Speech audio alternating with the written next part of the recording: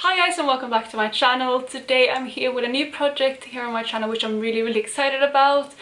This project was created by Emily from Emilynmax and I will get into all the details in a second.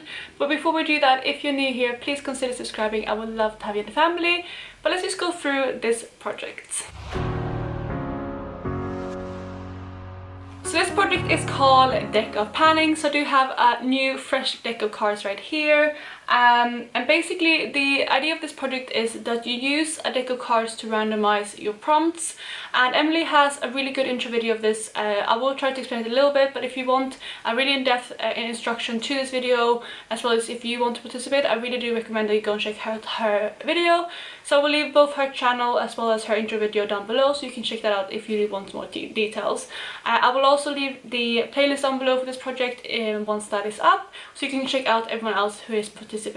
So like I mentioned, with this project you do have a deck of cards, and like I said, I have a fresh one right here. My boyfriend just wanted to pick me up a new fresh deck of cards. I haven't even shuffled it yet.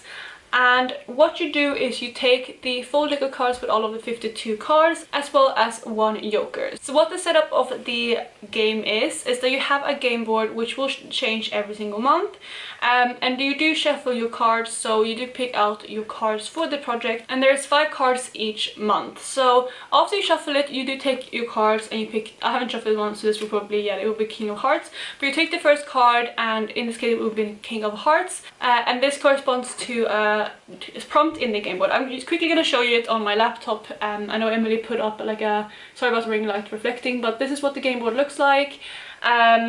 Basically, like I said, this will shuffle every month. So if you do pull the King of Cards this round as well as next round, it will most likely be different prompts because it will be shuffled every single month.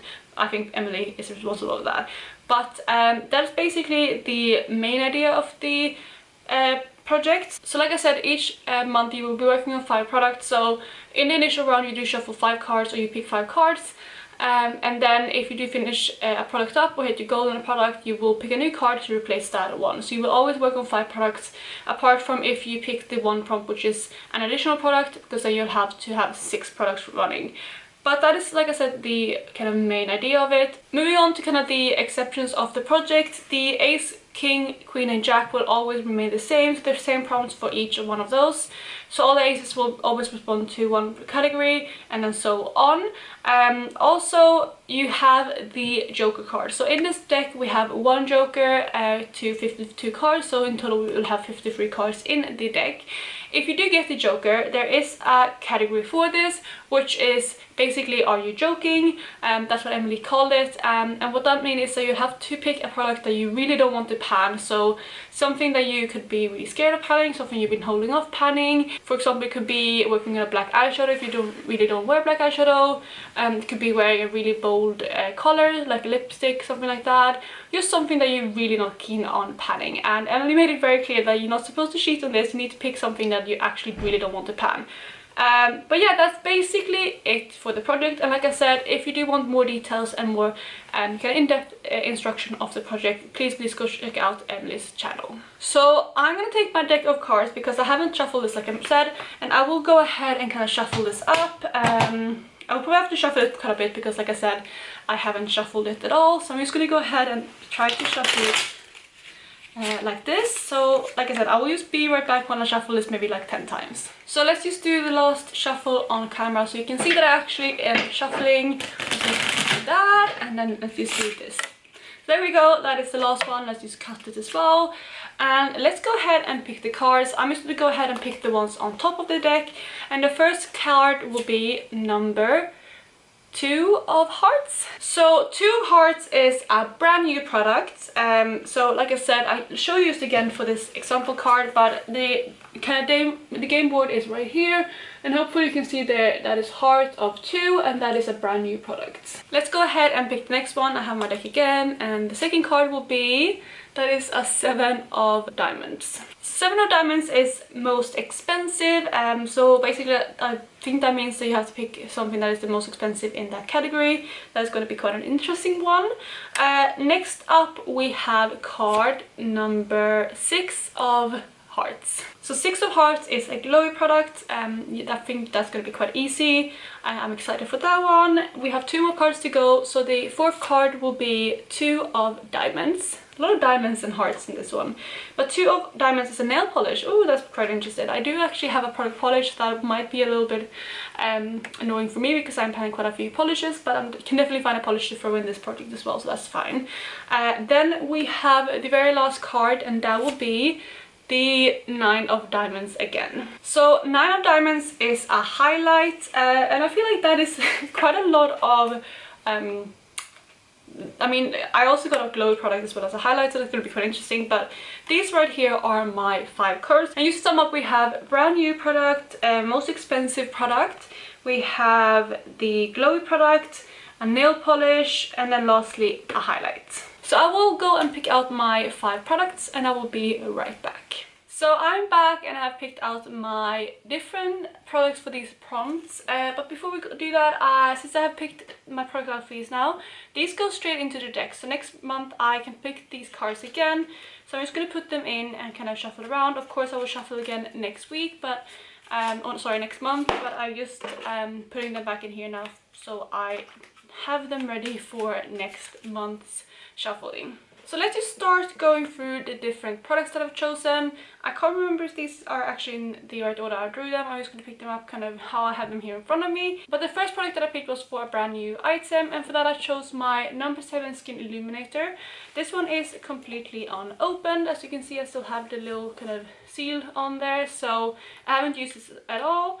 I actually haven't seen if I can actually mark this. I need to let this settle and stand up and see if I can mark this. But this is just an illuminating primer, and I thought this would be a good thing to add into this project, especially since this is something that I want to use this up this year anyway, and it was just something that was perfect since I haven't used it yet. Next up, I believe I drew the most expensive product in a category, and for that I have chosen my Clarins Instant Light Lip Perfector in the shade 01.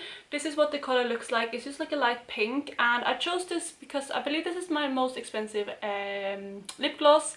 I don't have too many lip glosses right now, and most of them are drugstore, but I'm trying to narrow down my lip gloss collection this year and kind of invest in some formulas that I think I will enjoy more. And this is actually one of the ones that I want to use up this year anyway, so having that in this category is absolutely amazing. And I can actually see through this, so I have marked it because it was standing up in my lip collection. So that is where I am currently. So I have probably like 3/4 of this left, or maybe actually, yeah, because it gets skinnier up here, so probably 3/4 of this left. So that is quite a lot, but I think this is going to be a really comfortable format to reach for a lot. And since we are in another lockdown here in the UK, I know that I will be at home for at least another month and a bit. So it's going to be something that I think is going to be really nice to reach for, kind of as a comfortable lip color, because these are quite hydrating, so it will kind of keep my lips moisturized, but I just have something on there for business calls and things like that. So this is going to be a really good product to introduce, and I'm really excited to work on this. Next up, we have the category something glowy, and for that I chose my Lip Glow Color Reviver Balm from Dior. I have this one in the shade Hollow Pink, which is number 10. I talked about this in the products that I want to use up, but this is kind of like a shimmery pink lip balm, and it does give off a tiny pink hue, but I really want to use up this year because I don't love this one. I do have the original one, but yeah, I just don't love it. This is how much I have left. I will mark it after filming this video because I haven't done it yet, but I will mark this on a piece of paper so I can track my progress. But this is something that I would use mainly as a lip balm probably, because it's just, like I said, not something that is very flattering on my lips on its own. The reason why I chose this is because it is that kind of glowy formula. It's a very kind of, it's almost like a lip gloss. Well, it is a balm, but it kind of gives that sheen on your lip, and it has those glitters in it, and also obviously the name of the product is lip glow, so I thought that was perfect. So that is what I want to use up for that category.